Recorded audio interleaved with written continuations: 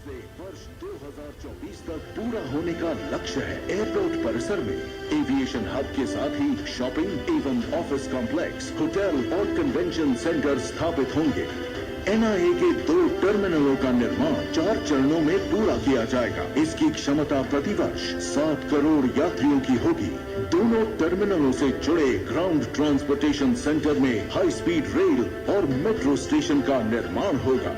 Airport के पूर्वी हिस्से में सेंट्रल किचन, एमआरओ जोन और मल्टी मोडल कार्गो हब स्थापित किया जाएगा, जो उत्तर प्रदेश के साथ पूरे देश की अर्थव्यवस्था को समृद्ध बनाने में अहम भूमिका निभाएगा। पहले चरण के 28 एयरक्राफ्ट स्टैंड चौथे चरण के अंत तक 186 हो जाएंगे। गौतम बुद्ध नगर स्थित एनआईए का निर्माण देश विदेश के बड़े निवेशकों को आकर्षित करेगा। इससे देश के युवा वर्ग के लिए बड़ी संख्या में रोजगार का सृजन होगा। अपने देश और प्रदेश को आसमान की ऊंचाई पर ले जाता हुआ भविष्य का प्रतिबिंब है नोएडा इंटरनेशनल एयरपोर्ट, भारत का सबसे अनमोल जेवर।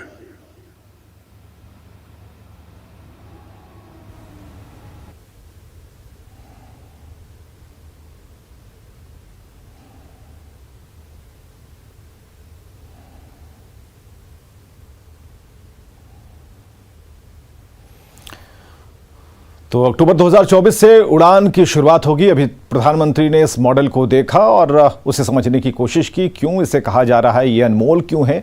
इसकी बारीकी से इसका प्रधानमंत्री ने अवलोकन किया है, पूरी बात उन्होंने सुनी है। डॉक्यूमेंट्री जो एक दिखाई गई उसे भी प्रधानमंत्री ने गहनता से सुना। तो जेवर में बनेगा इंटरनेशनल एयरपोर्ट और दुनिया का ये चौथा बड़ा एयरपोर्ट बनेगा। आप समझ सकते हैं कि ये कितना आधुनिक हो गया, नई व्यवस्थाओं से लैस होगा, नई तकनीक से लैस होगा। उत्तर प्रदेश के गौतम बुद्ध नगर में ये एयरपोर्ट बनेगा, जो कि एक इतिहास के तौर पर हुआ। ये कटआउट्स प्रधानमंत्री के आप देख पा रहे हैं, जहां पर प्रधानमंत्री को संबोधित करना है वहां पर अपार भीड़ है। एक बड़ी जनसंख्या वहां पर मौजूद है जो प्रधानमंत्री को सुनेगी और खासकर भविष्य में इस फलसफे को जो पूरा करने की नींव, आधारशिला प्रधानमंत्री के करकमलों के द्वारा रखी जा रही है। इसका सीधा फायदा देश को होगा और दुनिया का चौथा, जैसा कि हम बता रहे हैं कि दुनिया का चौथा ऐसा इंटरनेशनल एयरपोर्ट जिसके दुनिया में चौथे नंबर पर रहने की बात है। और सबसे बड़ी बात, तकनीक के हिसाब से ये अद्भुत होगा, जिसका एक छोटा सा प्रारूप प्रधानमंत्री ने कुछ देर पहले उसका अवलोकन किया है। तो जेवर में बनेगा एयरपोर्ट। अक्टूबर 2024 से उड़ान सेवाएं शुरू होंगी। देश का सबसे बड़ा और अत्याधुनिक एयरपोर्ट जिसकी आधारशिला रखी जा रही है। उत्तर प्रदेश के गौतम बुद्ध नगर में एयरपोर्ट बनेगा और यह प्रधानमंत्री का मंच पर आगमन हो चुका है। साथ में योगी आदित्यनाथ, जो कि उत्तर प्रदेश के मुख्यमंत्री हैं, सभी का अभिवादन करते हुए प्रधानमंत्री आगे बढ़ते हुए, और प्रधानमंत्री कुछ ही पलों में यहां पर इस बड़े महाआयोजन को की आधारशिला के साथ ही संबोधित भी करने वाले हैं। तो ये एक इतिहास बनने जा रहा है जब दुनिया के चौथे ऐसे एयरपोर्ट की हम कल्पना कर रहे हैं जिसमें विकास है और विकास के साथ तकनीक का इस्तेमाल है। द्वारा मेरे साथ बोलिए, भारत माता की, भारत माता की, भारत माता की, वंदे वंदे वंदे, जय श्री राम, वृंदावन बिहारी लाल की।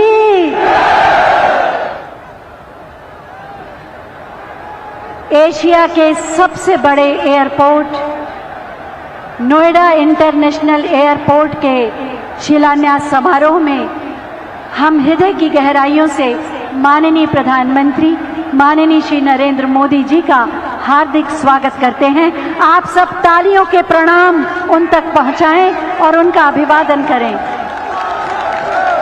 माननीय प्रधानमंत्री महोदय का सानिध्य और सामीप्य सदैव हमें उत्साहित करता है और उनकी उपस्थिति हमें पुरुषार्थ करने का साहस और बल देती है।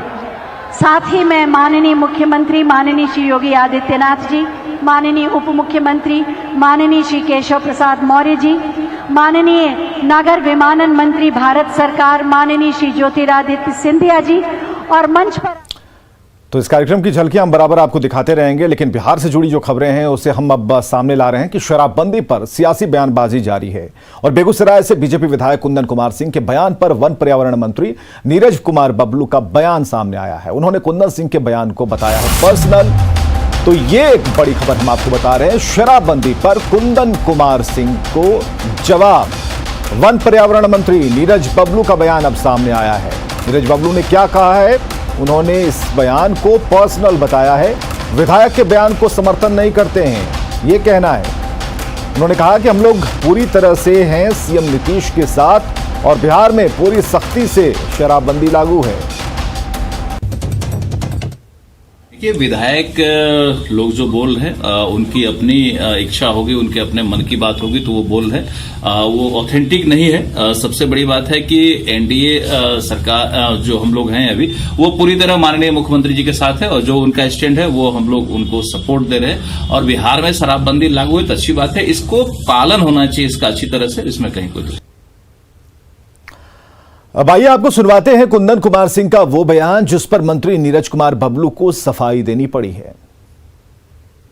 तरह से इस शराबबंदी कानून के आड़ में जो काम चल रहा है, छोटे छोटे बच्चे स्कूल जाने वाले वो करियर के रूप में काम कर रहे हैं, एक पूरा पीढ़ी बर्बाद होने के कगार पर है। और मैं जहाँ तक अखबार में न्यूज़पेपर में पढ़ता हूँ, बिहार में भी इस कारण से ड्रग्स का प्रचलन बढ़ता जा रहा है। क्या कारण है? और सबसे जो ज़्यादा डर अब मुझे लग रहा है कि जो अभी पंचायत चुनाव संपन्न हुआ है, ऐसे लोग जो इस काले धंधे के माध्यम से धन कमाए हैं, वो सब लोग चुनाव लड़ रहे हैं। इस समाज का क्या होगा? काफ़ी सारे लोग, कोई इंजीनियर है, कोई डॉक्टर है, कोई वकील है, सब लोग। अब मुझे तो यह समझ में नहीं आता है कि जो चीज़ उत्तर प्रदेश में सही है, बगल के राज्य बंगाल में सही है, बगल के राज्य अब झारखंड में सही है, वह बिहार में गलत हो जा रहा है। निश्चित रूप से इसके ऊपर समीक्षा करने की आवश्यकता है। और इससे पहले बीजेपी विधायक हरिभूषण ठाकुर बचौल ने क्या कुछ कहा था, वो भी सुनिए। प्रभावी ढंग से लागू नहीं हो रहा है। इतना सुंदर चीज, शराब आत्मा शरीर दोनों को बर्बाद करती है और इतना सुंदर निर्णय और उसका क्रियान्वयन नीचे स्तर पर जिस ढंग से होना चाहिए, इसलिए मैंने कहा कि इसको पुनर्विचार किया जाए, वापस लिया जाए। इस शराब के कारण क्या क्या हो रहा है कि पढ़े लिखे युवक से लेकर के और गरीब तक 10 लाख आदमी कहीं ना कहीं प्रभावित हो गया, जेल में है, केस में है, और एक तरफ अकूत संपत्ति लोग कमा रहे हैं। तो इस पर मैंने अपना विचार रखा। और पीने वाले जेल जा रहे हैं, बेचने वाले मौज कर रहे हैं। कार्रवाई से हम कहाँ डरते हैं? कार्रवाई, हम राजनीति में कार्रवाई से तो ऐसे किए हैं, कार्रवाई से हम नहीं डरते हैं। तो शराबबंदी पर बीजेपी विधायक के बयान पर आरजेडी ने उन्हें एनडीए छोड़ने की चुनौती दी है। तो शराबबंदी पर बीजेपी विधायक को आरजेडी की चुनौती है कि आप एनडीए छोड़िए। आरजेडी महासचिव आलोक मेहता ने यह बयान जारी किया है। शराबबंदी पर सियासत तो जारी है, लेकिन सरकार में रहकर सवाल उठाने का कोई मतलब नहीं है, ये कहना आरजेडी की तरफ से। विधायक इस्तीफा दें या फिर समर्थन वापस लें, आलोक मेहता ने कहा। सरकार बीजेपी में रहकर यदि कोई यह बात बोलता है या एनडीए की सरकार में रहकर, तो उनको उस पर प्रोटेस्ट करते हुए रिजाइन करना चाहिए, उस पर समर्थन वापस करना चाहिए। यदि इतना सीरियसली ले रहे हैं तो सिर्फ बोलने से नहीं होगा। ये सब जो है अनर्गल आलाप है, विफलता को छिपाने की तरह तरह से कोशिश की जा रही है। असल बात यह है कि शराबबंदी सरकार विफल रही शराबबंदी पूरी तरह लागू करने में। इधर पटना के दीघा में निगम पार्षद का पति शराब पार्टी कर रहा था। कोल्ड ड्रिंक एजेंसी के कार्यालय में शराब पार्टी करने के दौरान पुलिस ने छापेमारी की और इस दौरान लोगों को पकड़ा गया। हालांकि एजेंसी मालिक और पार्षद पति नीलेश मुखिया फरार हो गया, जिसकी गिरफ्तारी के लिए दीघा थाना पुलिस छापेमारी कर रही है। की जो है कुछ लोग जो है कोको कोला एजेंसी में बैठ करके शराब पी रहे हैं। वरीय अधिकारी के निर्देशानुसार जो है वहाँ छापेमारी की गई। छापेमारी के क्रम में जो है मैनेजर सहित जो है 7 लोग पकड़े गए। मालिक जो है उसमें फरार हो गया है। मालिक भी वहाँ होने की सूचना मिल रही थी। चलिए, इधर आरोपों पर एलएनएमयू के वीसी एसपी सिंह की सफाई सामने आ गई है। प्रेस रिलीज किया उन्होंने और कहा है, क्या सफाई दी है।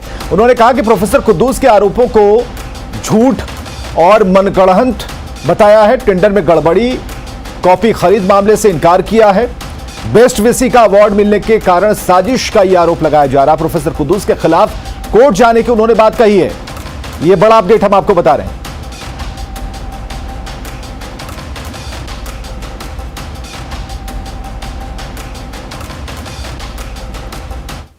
बिहार में आज एक बार फिर अपराधियों ने तांडव मचाया। आरा के राजपुर मोड़ के पास अपराधियों ने इंटर के एक छात्र को गोली मारकर उसकी हत्या कर दी। सड़क के किनारे उसका शव मिला है। वहीं छपरा में स्वर्ण व्यवसायी की चाकू मारकर हत्या हुई। अपराधियों ने स्वर्ण व्यवसायी के चेहरे पर चाकू से 40 बार वार किया और इस मामले में एक आरोपी को हिरासत में लिया गया। यह घटना भेल्दी के जाफरपुर की है। वहीं आरा में मॉर्निंग वॉक के दौरान एक महिला को गोली मार दी गई। महिला को गंभीर हालत में सदर अस्पताल में भर्ती कराया गया। तो आरा में छात्र की हत्या से परिजनों में दुख का माहौल है। परिजनों ने दोस्तों पर ही हत्या का शक जाहिर किया है। कैसे हुआ है?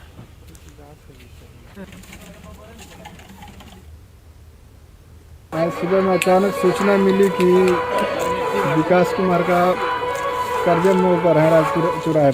कौन फोन किया है?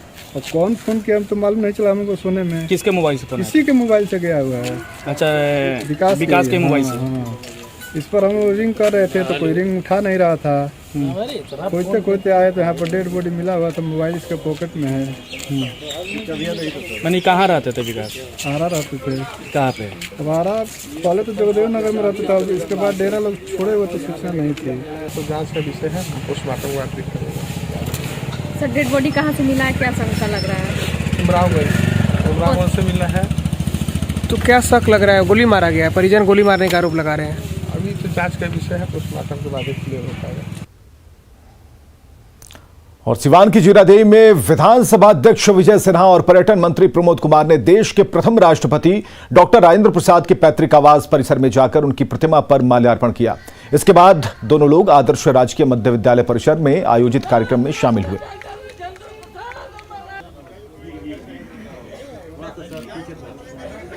आगमन हो चुका है। भारत के अपने शॉर्ट वीडियो शेयरिंग ऐप चिंगारी ने क्रिप्टो सोशल टोकन जारी के साथ क्रिप्टो करेंसी बाजार में धमाकेदार कदम रखा है। सुपरस्टार सलमान खान गारी के ब्रांड एम्बेसडर हैं। चिंगारी ऐप भारत में खासा लोकप्रिय हो रहा है और सोशल मीडिया कैटेगरी में बेस्ट ऐप का खिताब भी पा चुका है।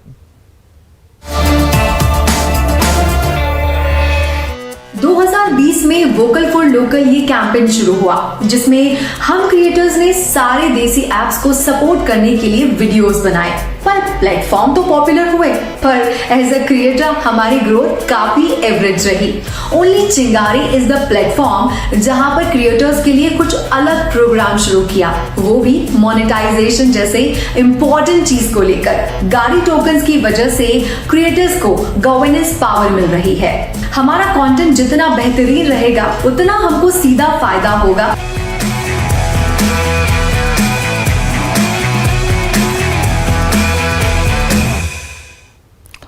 लोकतक पूर्वोत्तर की सबसे बड़ी प्राकृतिक मीठे पानी की झील है। मणिपुर के मोइरंग में स्थित ये झील पानी पर तैरती फुमदी के लिए जानी जाती है।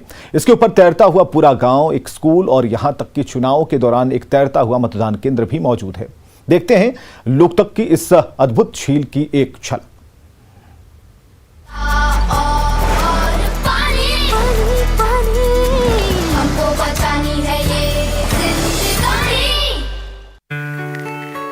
We are now at Loktak wetland system. It's fairly big. Its official figure says about 232 square kilometer. This is the place where water comes from all the surrounding hills, all the catchment areas, the water comes here in the valley of Manipur. So this is a very important wetland for Manipur because this absorbs the shock of the monsoon rain.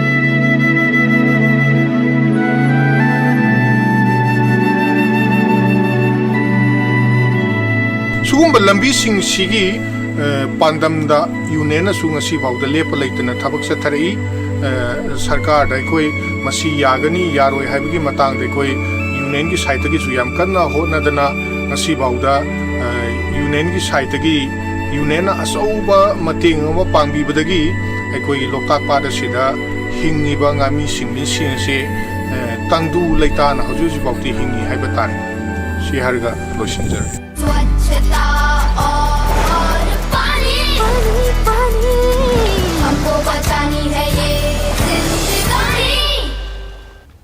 और खबरें लगातार जारी हैं, आप बने रहें हमारे साथ।